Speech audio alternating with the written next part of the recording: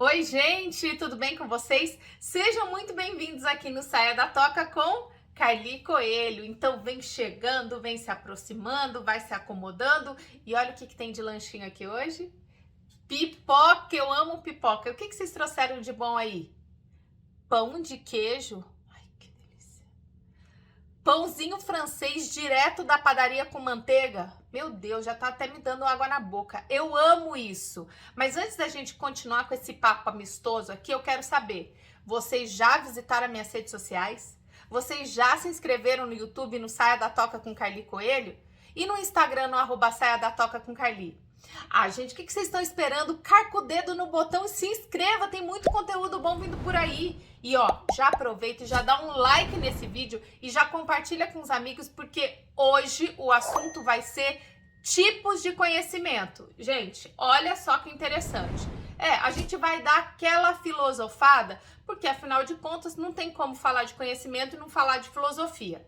Lembra num daqueles meus vídeos, lá no início, o vídeo de apresentação, e eu explico para vocês o porquê desse nome Saia da Toca?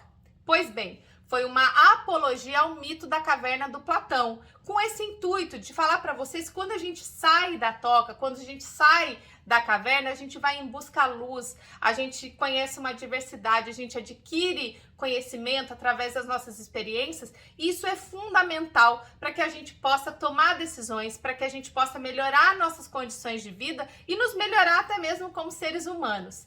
Então, gente, se liga nesse vídeo e vem comigo.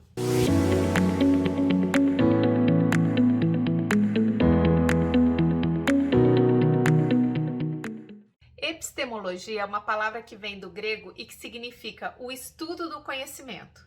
Mas para falar em epistemologia, a gente precisa voltar lá na Grécia Antiga e relembrar a teoria do conhecimento proposta por alguns filósofos, entre eles Platão e Aristóteles. Esses filósofos, eles se interessavam em saber como que o ser humano adquiriu o conhecimento das coisas e do mundo ao seu redor. Mas não era qualquer conhecimento, era apenas aquele conhecimento justificável, e eles também tinham interesse em verificar o quão válido era esse conhecimento. Para saber se o conhecimento era válido ou verdadeiro, esse conhecimento precisava seguir alguns passos, ou seja, precisava seguir uma metodologia específica. E aí, alguma similaridade com seu TCC? Vocês já ouviram falar em metodologia? Pois é, não é uma simples coincidência. Platão, aquele filósofo grego que escreveu sobre o mito da caverna, acreditava que o conhecimento só era válido se fosse racional, ou seja, obtido pelo processo de pensamento do intelectual, e que não era justificado pelos sentidos. Já naquela época, Platão dizia que conhecimento era diferente de crença, porque a crença dependia da subjetividade. Aristóteles, que era discípulo de Platão, já era um pouco mais flexível e ele acreditava em níveis diferentes de conhecimento, ou seja, ele acreditava naquele nível mais racional, mas ele também acreditava no nível empírico, que era baseado nas práticas, nas vivências. Ou seja, para ele, para que um indivíduo atingisse os níveis mais elevados do conhecimento, que eram aqueles baseados no raciocínio ou na intuição, era importante que esses indivíduos primeiro passassem pelos níveis mais baixos ou mais simples, relacionados com as sensações e com as percepções. Como vocês puderam observar, na filosofia antiga buscava-se pelo esclarecimento do conhecimento verdadeiro ou do conhecimento válido. Já na filosofia moderna, busca-se pelo entendimento apenas do conhecimento. Porque o que é um conhecimento verdadeiro ou um conhecimento válido? No início da filosofia moderna, ainda existia um embate entre duas classes de filósofos. Os filósofos racionalistas, aqueles adeptos a Platão que acreditavam que o conhecimento vinha puramente de estruturas racionais, dedutíveis, contra os filósofos empiristas, que eram aqueles mais adeptos a Aristóteles, que acreditavam que o conhecimento podia sim ter origem às experiências práticas ou indutíveis, advindas dos sentidos que permitiam o conhecimento do mundo ao redor. Depois, com o passar do tempo, surge uma outra classe de filósofos, os criticistas, que ponderam essas duas teorias e afirmam que não, que o conhecimento ele pode ter tanto origem, né, nesse processamento do pensamento, do intelecto, quanto com as experiências práticas vindas das sensações. Todas essas teorias são importantes para definir os tipos de conhecimentos que eu vou falar nesse vídeo hoje, principalmente conhecimento científico, que é muito importante para você entender o seu TCC. E aí, gente, vocês estão gostando desse vídeo? Já deixaram um joinha? Já compartilharam com os amigos? Já? Então, ó, joinha para você também.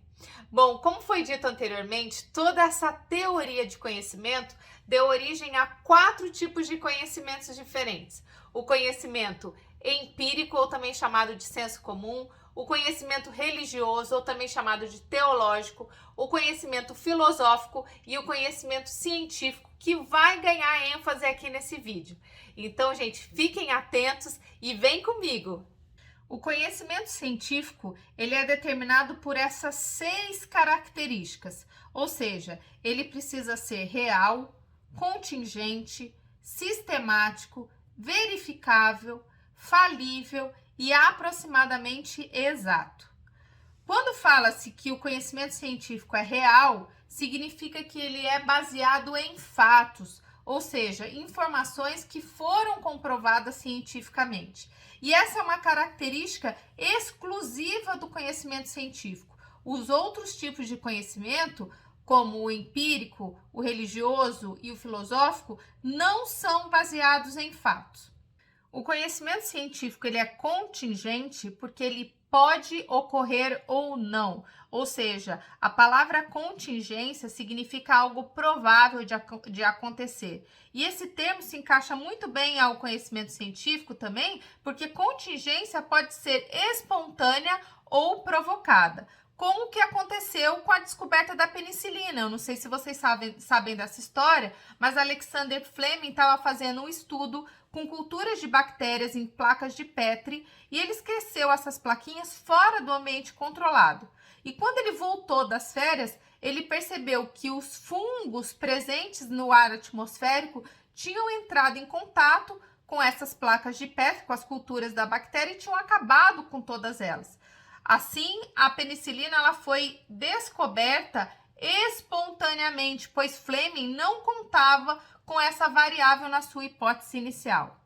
E falando em hipótese, a hipótese também caracteriza muito bem, né, esse termo de contingência, porque toda hipótese é aquela previsão que o pesquisador tem dos seus resultados. E ela precisa ser testada a fim dela ser comprovada ou não, como foi dito anteriormente na definição desse termo. O conhecimento científico, assim como o conhecimento filosófico, são sistemáticos.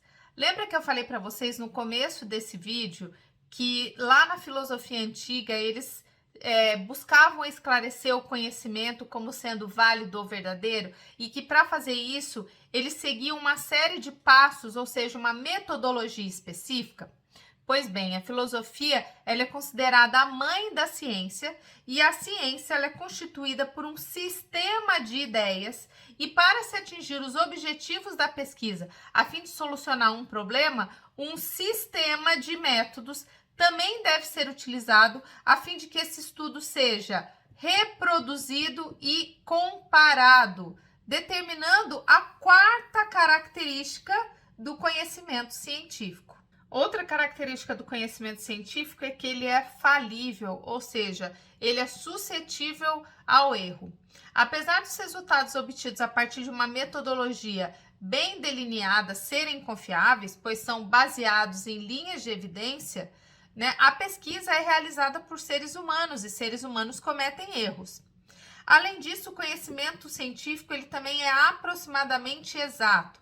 Por quê? Porque o mundo e a ciência estão em constante mudanças, ou seja, estão em constante evoluções. Desse modo, esse conhecimento ele pode ser mutável, ou seja, o conhecimento científico ele é sempre aberto ao surgimento de novas descobertas. O objetivo desse vídeo foi mostrar para vocês que vocês fazem parte dessa linha do tempo, que o que vocês estão fazendo com o TCC é parte importante para o desenvolvimento do conhecimento científico.